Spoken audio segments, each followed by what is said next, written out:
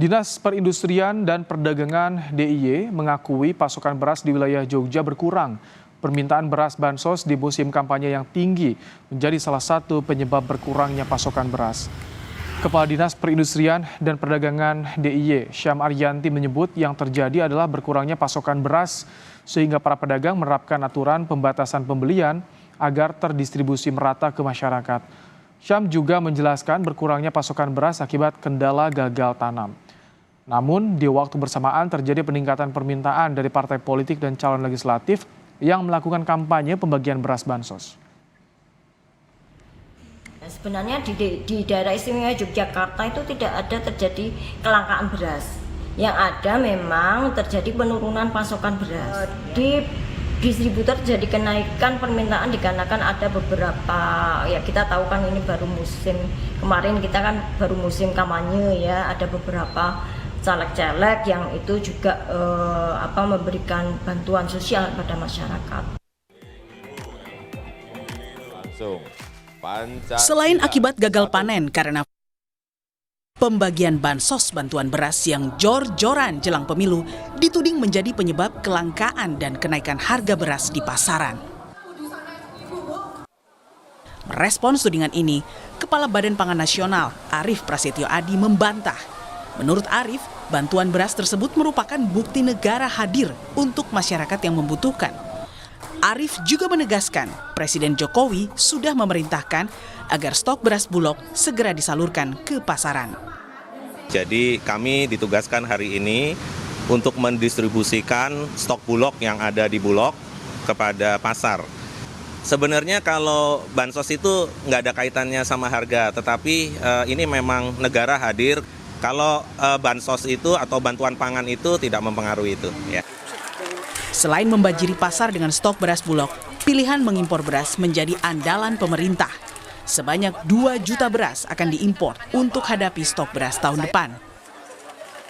Untuk 2 juta ton, kita izin itu adalah selama 1 tahun penuh, sehingga kita akan kelola sedemikian sehingga pasokan dan stoknya tersedia sekarang terutama untuk menghadapi Ramadan dan Lebaran dan menghadapi musim belum panen ini, dan tapi juga nanti sekaligus untuk paceklik pada bulan Juni, Juli sampai dengan Oktober itu juga kita siapkan. Jadi insya Allah stok Bulog tersedia dan terjaga.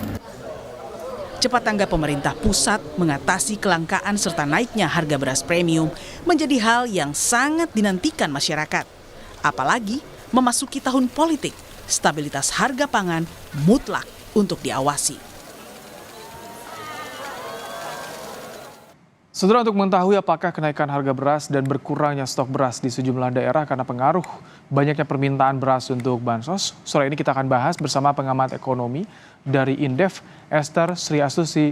Selamat petang, Mbak Esther. Halo, selamat sore, Mas Baik, Rahmat. Mbak Esther, apakah Anda melihat beras bansos yang gencar dibagikan ini mempengaruhi stok beras seperti yang terjadi di Jogja? Ya, jadi saya melihat kenaikan harga beras ini dari 2 sisi ya. Yang pertama dari sisi supply, karena dari sisi supply itu kita pasokannya juga masih belum mencukupi gitu ya. Sehingga banyak panennya ini sudah ada di beberapa lokasi tetapi tidak serentak. Sehingga ketika ada permintaan beras untuk berbagai event kampanye ya, dan terlebih lagi banyak caleg atau mereka mau membagi bantuan gitu. Jadi ini membuat harga beras itu naik ya. Jadi kenaikan harga beras saat ini bisa terjadi karena 2 sisi, dari sisi supply dan dari sisi demand yang sangat tinggi. Jadi dengan bansos yang jor-joran dari bulan Oktober, November, Desember hingga Januari, Februari ini mempengaruhi stok beras yang ada saat ini? Betul, betul. Ini ketika hukum ekonomi itu berlaku ya, jadi ketika pasokan saja tetap ya, pasokan beras itu tetap, sementara permintaannya itu sangat tinggi ya, maka ini akan mendorong kenaikan harga beras. apalagi kalau pasokan beras ini kurang gitu ya. Jadi ini akan mendongkrak ya harga beras yang akan tinggi. Tadi kan disampaikan katanya pasar murah juga tidak begitu berpengaruh karena langsung habis dan permintaan masih tinggi. Antisipasinya apa untuk bisa memulihkan kondisi ini, Mbak Esther? Ya, antisipasinya kalau mereka mau bagi bantuan jangan bentuk beras, dalam bentuk uang misalnya atau bentuk yang lain. Tapi Sehingga tak boleh kan kalau itu politik uang, apalagi tak boleh, itu dilarang. nah, itu dia kan. Kalau beras atau yang lain kan mungkin tidak akan menjadi dorongan ya, pemicu untuk menjadi harga beras itu lebih tinggi gitu ya. Jadi, menurut saya ini politik uang atau politik bansos ini harus dihentikan lah gitu. Jadikan pemilu ini pemilu yang bersih ya. Jadi, kita pasokan beras sudah kurang ditambah demand yang sangat tinggi, menurut saya ini akan terus mendorong harga beras sampai tidak tahu nih sampai berapa gitu ya. Apalagi nanti ada event puasa, ada event lebaran gitu. Nah ini saya khawatir sekali. Ini kalau antisipasi ke depan soal misalnya kalau misalkan sampai 2 putaran kan sampai Juni, artinya panjang sekali rentang waktunya. Dengan kampanye seperti ini bagaimana? Apakah suplai kita harus ditambah atau bagaimana menurut Anda? Ya, sudah pasti suplai harus ditambah, karena kalau tidak ditambah dengan permintaan yang terus datang ya, maka saya rasa ini harga beras akan tetap melambung tinggi gitu. Dan ketika ada terjadi kenaikan harga beras, maka saya rasa harga-harga bahan pangan yang lainnya ya, itu juga akan meningkat ya. Misalnya harga minyak goreng, harga cabai, harga kebutuhan pangan yang lainnya itu akan meningkat. Apalagi ini ada faktor musiman, musim kampanye, musim pemilu, musim puasa ya, dan musim lebaran gitu. Kalau Anda dari Indef, apakah ada datanya stok beras kita seperti apa, bagaimana dan penyerapannya ke mana saja untuk dalam beberapa bulan terakhir ini, Pak Esther? Ya kalau kita lihat data BPS kan menunjukkan bahwa